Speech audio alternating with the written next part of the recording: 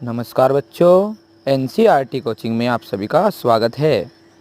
आज के हम इस वीडियो में कक्षा 10 समाजी विज्ञान जो आपका एमपी बोर्ड का है उसकी यूनिट 2 उद्योग के बारे में जानेंगे। यदि आपने इससे पहले यूनिट 2 के वीडियो नहीं देखे हैं तो आप प्लेलिस्ट में जाकर वीडियो को देख सकते हैं। आइए अब हम देखते हैं आज का नया प्रश्न।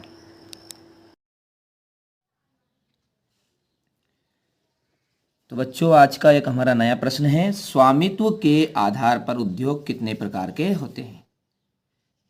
जैसा कि आप जानते हैं, हमने पिछले वीडियो में भारत में पाए जाने वाले उद्योग के बारे में जाना था। उसमें पहला ही था कि स्वामित्व के आधार पर उद्योग, फिर हमने जाना था उपयोगिता के आधार पर उद्योग।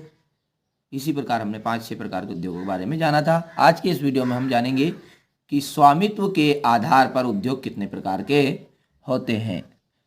स्वामित्व के आधार पर उद्योग यानी कि स्वामित्व का मतलब होता है अधिकार। अब अधिकार 4-5 लोगों का रहता है। देखिए, एक तो निजी यानी कि स्वयं का, सरकारी यानी सरकार का, सहकारी किन्हें कहते हैं, तीसरा आएगा सहकारी।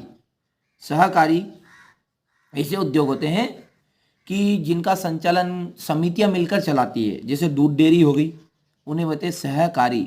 और चौथा आएगा मिश्रित उद्योग, जिन पर सभी लोगों का, 2 या 2 से अधिक लोगों का स्वामित्व होता है, जैसे मारुति कार उद्योग रहेंगे।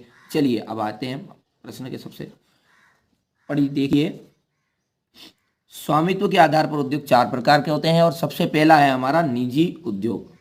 निजी उद्योग किन्हें बोलते हैं कि ऐसे उद्योग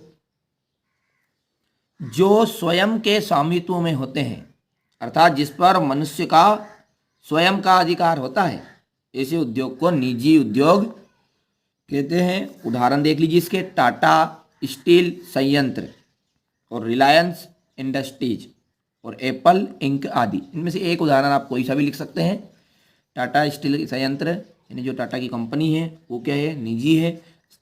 संयंत्र रिलायंस, गलती हो गई, रिलायंस इंडस्ट्रीज जो भी अपन जियो के मोबाइल चलाते हैं, ये सभी रिलायंस कंपनी के हैं। ये भी क्या है, निजी है।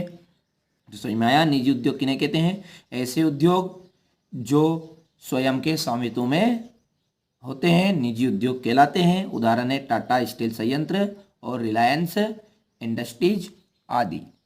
दूसरा आता है आपका सरकारी उद्योग। क्या है आपका दूसरा कि सरकारी उद्योग। अच्छा, सरकारी उद्योग किन्हें कहते हैं, ऐसे उद्योग जिनका जो सरकार के स्वामित्व में होते हैं, सरकारी उद्योग कहलाते हैं। किनके स्वामित्व होता है, इन पर स्वामित्व किनका होता है, इन पर स्वामित्व सरकार का होता है। ऐसे उद्योग क्या कैसे कहलाते हैं, सरकारी उद्योग कहलाते हैं। उदाहरण के लिए सरकारी बैंक हो गई आपकी, bank of India, bank of Maharashtra यह है। चलिए, और भारत पेट्रोलियम और इंडियन ऑयल, ये भी क्या है, सरकारी कंपनियां है। भारत पेट्रोलियम, जैसे पेट्रोल का भाव सरकार के द्वारा बढ़ाया जाता है, घटाया जाता है, इन पर अधिकार किनका रहता है, सरकार का रहता है अधिकार। तो ऐसे उद्योग जो सरकार के स्वामित्व में होते हैं, सरकारी उद्योग कहलाते हैं। उदाहरण सरकारी bank, Bharat petroleum, Indian oil. अभी तक हमने 2 देख ली हैं। पहला देखा था हमने कि निजी उद्योग किन्हें कहते हैं। तो ये निजी उद्योग ऐसे उद्योग जो स्वयं के स्वामित्व में होते हैं, निजी उद्योग कहलाते हैं। उदाहरण है टाटा स्टील संयंत्र और रिलायंस इंडस्ट्रीज। फिर हमने देखा दूसरा कि सरकारी उद्योग किन्हें कहते हैं। तो ऐसे उद्योग जो सरकार के स्वामित्व में होते हैं, सरकारी उद्योग कहलाते हैं। उदाहरण के लिए सरकारी बैंक, भारत पेट्रोलियम और इंडियन ऑयल। अब तीसरा पॉइंट है आपका सहकारी उद्योग। देखिए, वो सरकारी था और ये है सहकारी। सहकारी उद्योग किन्हें बोलते हैं कि ऐसे उद्योग जो सहकारी स्वामित्व में होते हैं। कैसे सहकारी मतलब, अर्थात इस तरह के उद्योग का संचालन कई समितियां मिलकर चला करती है तथा सभी के पास में समान रूप से अधिकार होता है।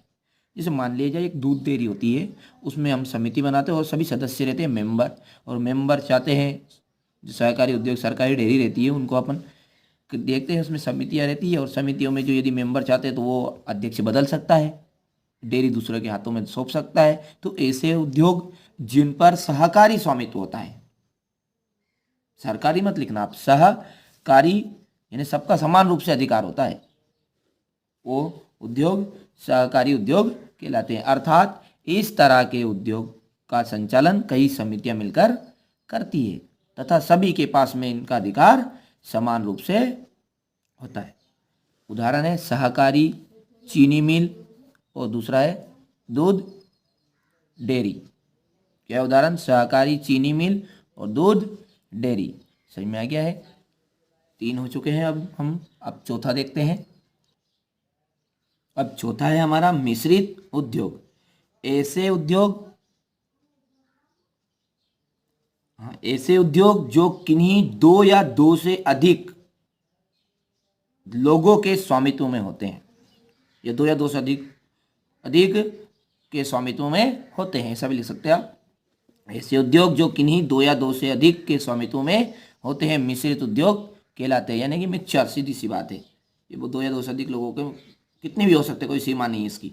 उदाहरण है मारुति कार उद्योग। इसका उदाहरण आप लिख देना, मारुति कार उद्योग।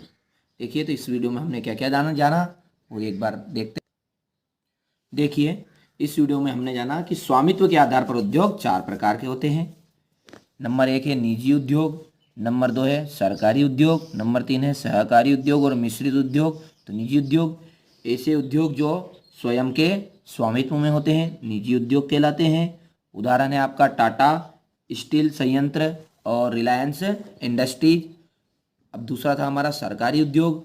तो ऐसे उद्योग जिन पर सरकार का स्वामित्व होता है या जो सरकार के स्वामित्व में होते हैं सरकारी उद्योग कहलाते हैं। जैसे उदाहरण के लिए लिख दिया था हमने सरकारी बैंक और भारत पेट्रोलियम, और आगे भी लिख सकते तीसरा भी इंडियन ऑयल।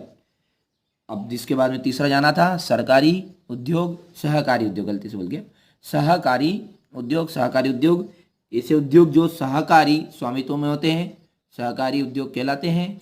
अर्थात ऐसे उद्योग, इस तरह के उद्योगों का संचालन कई समितियां मिलकर करती है तथा सभी के पास में इसमें समान अधिकार होते हैं। उदाहरण देख लिया था हमने इसका, सहकारी चीनी मिल और दूध डेयरी। चौथा देखा हमने मिश्रित उद्योग।